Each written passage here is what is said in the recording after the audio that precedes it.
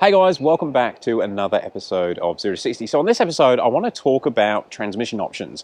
And I want to talk about the transmission that I'm going to use in my 17T car. Now, the 17T car hasn't been on the channel much this year, and it's just being used as a daily. In fact, the reason I'm standing next to the Vargas car and not my car is because I've lent it to the person who owns the 3T5 that apparently I broke when we were doing the 0 to 60.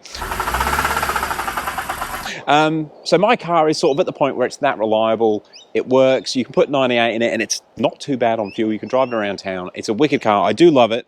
However, I want to make it faster, and I have no doubts that I'm going to get to the limits of the standard ZF 6 HP 21 transmission. Now, I'm going to try and get all these transmission codes right, and I'm sure I'm going to make a mistake. So if I do make a mistake, make sure you point out in the comments below when I get it wrong.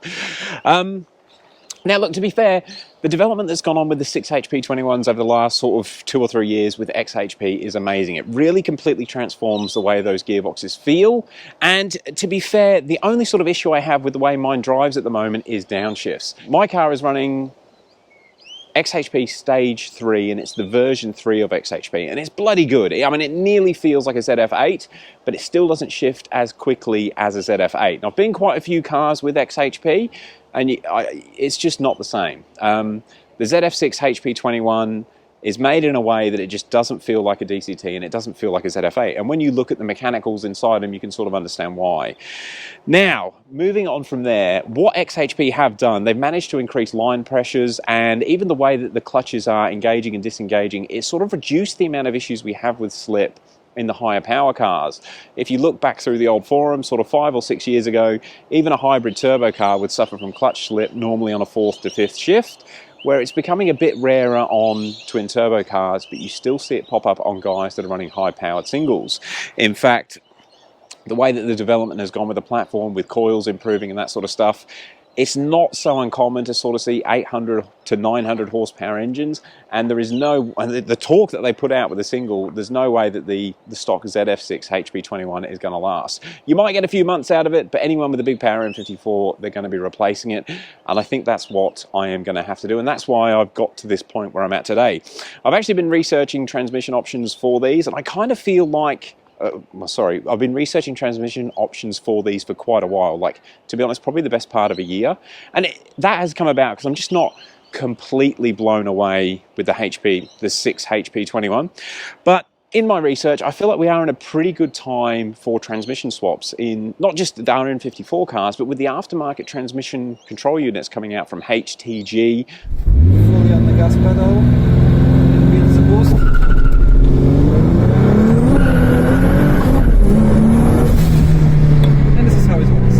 TurboLamik, they're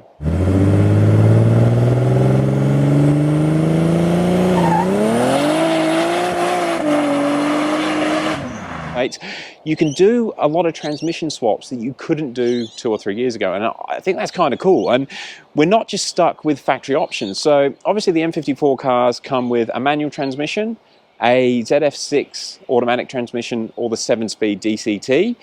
Obviously our O'Reilly car, which has the Power Glide,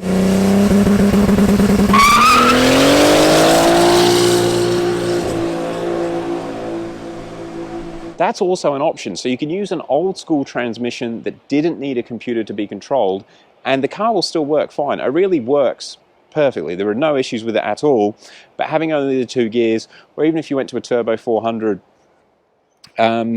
they're just not, even a 3-speed, it's still not quite as nice to drive around as something with 6, 8, 7 gears, whatever. So putting a Power Glide in my car was never really something that I jumped at. I wanted to have more gear ratios, because if I want to drive it to Melbourne, which is 2,000 k's away, I want it to be able to be absolutely fine on the highway and still fuel efficient for driving around town. And obviously having the extra gears will help with fuel efficiency. So I was more leaning towards I was initially leaning towards putting a DCT in it. Now, I kind of love DCT transmissions. Declan's M2 that's frequently been on the channel is a DCT.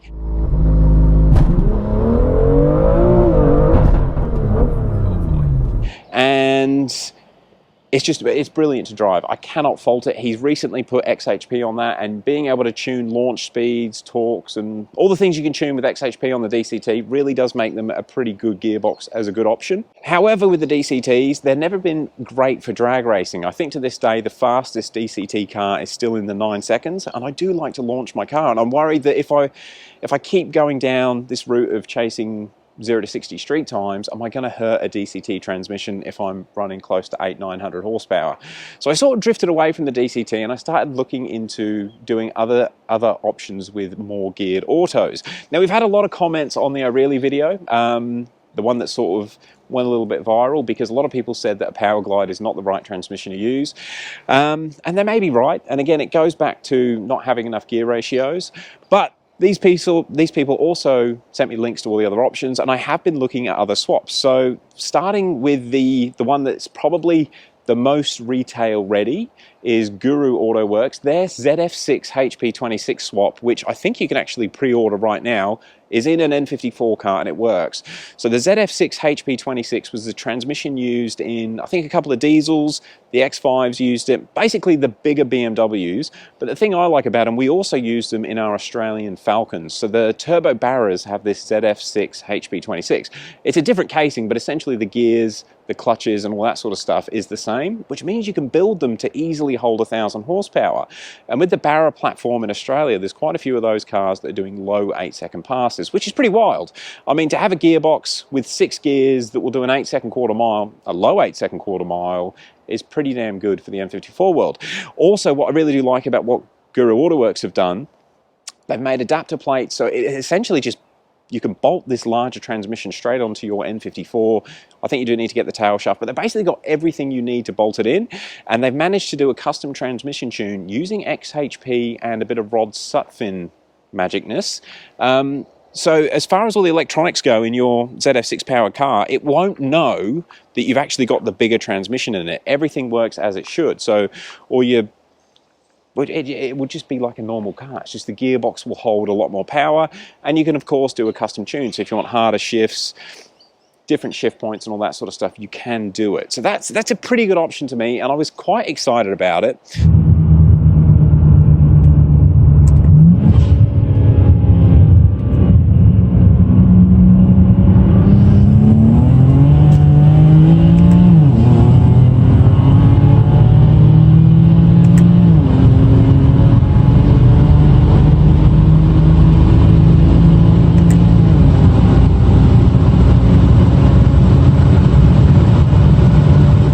But what I just can't get over are how my current car downshifts. And I guess even though I'll be able to hold a lot more power, I'm still going to have the issue that my 6HP21 has with the way it downshifts on deceleration. I just can't efficiently use engine braking. And although you don't do it very often, if you're hammering into a corner, I like being able to balance the car with the engine, not just relying on the brakes.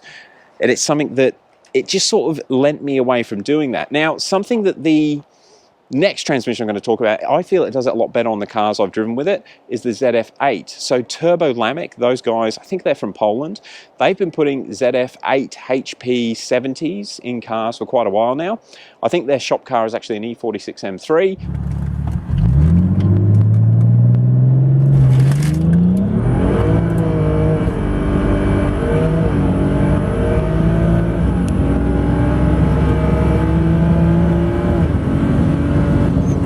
Something that I really do like about what they're doing, with the ZF8 HP 70 and the TurboLamik controller, you can actually have a Transbrake.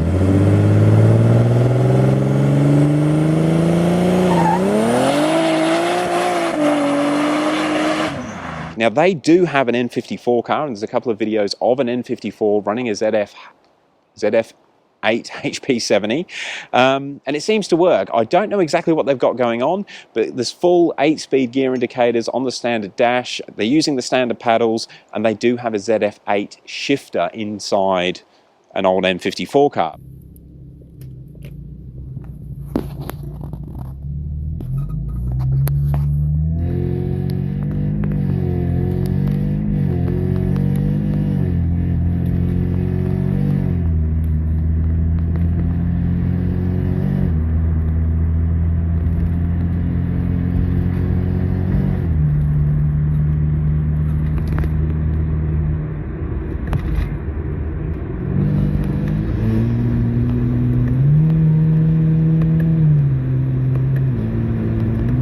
it seems to be pretty well integrated.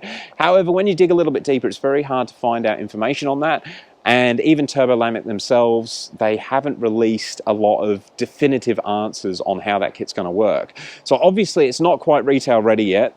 Although it's something I'm interested in, it's not something I wanted to use for my car. Lastly, I just want to touch on the manuals. Look, manuals are awesome. Me and David have a few manual cars, but for the N54 and the power that the N54 is making, I just don't think the manual is going to be the right transmission for it. I intend, once my car gets its single turbo, I'd like it to be up around that 850 horsepower. That's engine horsepower. And driving a manual with that sort of power is just never going to be ideal. Yeah, it'll be nice for the occasional pull, but it's just not what I want. I really do need auto DCT. Anyway, big circle to my side. I have the donor car for my current transmission, but I know it's not going to be easy. My car is an old N54. It's a 2007 built, 2008 complied, which means it's got the old electronics, and which is why I'm going to need some of your guys' assistance on making this work. So let me show you what we've got as the donor car for my, I'm going to say it's my dream transmission, and I blame Declan's M2 because his car, driving it around here, his car's around sort of 500 horsepower, and that transmission is just brilliant for sort of street driving and just having a bit of fun. Anyway, here it is. It is the N54 factory DCT. I actually picked this car up yesterday. Another one. And he's obviously running high boost. I actually picked this car up yesterday and haven't done much with it yet. In fact, I may, well, we'll see how we go. I might do it in this video. I might do it in a second video. I haven't actually started it. It's from an auction. Don't know much about it. Luckily, the auction advertised it as a 4-cylinder auto, but it is actually an N54 with the DCT. And it does definitely have the DCT transmission because when it got forked onto the trailer, I can't move it. The transmission is in park, and with these DCTs, you actually need to get underneath them to release the parking mechanism on the transmission. But that's what I've got, so I'm going to go with a DCT. Now, I do know to get this transmission working in my car, I actually need to do an MSD 81 ECU update or DME update. I also need to change my JBE module and a few other modules. So the first thing I'm going to need some help with is, does anybody in Australia know where you can do the MSD 81 upgrades? I want to keep my VIN number on all the computers. I was actually talking to Bryce, he's a bit clue with the BMW. He said, why don't I just run all of these modules in my car? But I do want to keep the VIN number correct on the DME. So yeah, if anyone knows anyone that can do an MSD 81 update in Australia, please let me know because I do need to get that done. And I'm going to start the conversion. I wasn't going to do it until I did the single turbo, but because this popped up for a ridiculous price, I just sort of jumped on it yesterday. In fact, this whole car cost me a lot less than you can buy a DCT, or than what you have to pay for a DCT. So I was pretty lucky to get it. It has done 190,000 kilometers. My plan at this point in time is basically service the transmission, leave the standard clutch packs in, get it working in my car and get it tuned with XHP. If we have issues when I go single turbo down the track, then I can look at replacing clutch packs with an upgrade, but I'm kind of hoping that the stock transmission is going to work all right. I know XHP have recently released line pressure increases on the DCTs, and I don't know if they confirmed it for the N54 cars, but the S55 DCTs, they're now holding, or they'll guarantee, or they're rated to 1,000 Newton meters. So that's going to be more than enough torque for what I'm doing. But yeah, there it is. That's my quick, brief rundown on transmission options for the N54s. I'm going to put links to Guru Autoworks and TurboLamik down below. Go and check them out. TurboLamik are doing some wicked stuff with those ZF8s. The Transbrake is particularly what I'm excited about. And hopefully as that becomes a little bit more of a retailable product, I'm kind of more inclined to go to a ZF8 for this car than the Guru Autoworks. This car, we want to wind it up, we want to go crazy with it, but we want to keep it twin turbo and we want to keep it automatic. Just so it's just a little bit more cruise-like than a DCT powered car. But the ZF6 I think has got to go. I'd love to have a Transbrake button in this thing. So we'd have two N54s with Transbrakes. We're spoiled. Anyway, I'm going to end it off there. Thank you very much for watching. Hope you enjoyed it. If you've got any input on how to do the conversion and how to get that all working, please hit me up below. I have obviously read quite a few forum posts about it. The thing that I am currently stuck on is getting the MSD 81 DME into my car with my VIN number and get all that working. I know you guys in America can do it pretty easily, but I don't know if anyone in Australia can do it. If anyone knows, let me know. And we'll go from there. But yeah, if I can work out a bit of a plan, I'm just going to get cracking on getting the DCT into my car. I'm super excited about it. And I now have 3 ZF6 transmissions available for sale if anybody wants to buy one. All right, I'm going to end off there. Thank you very much for watching. We'll catch you on the next one.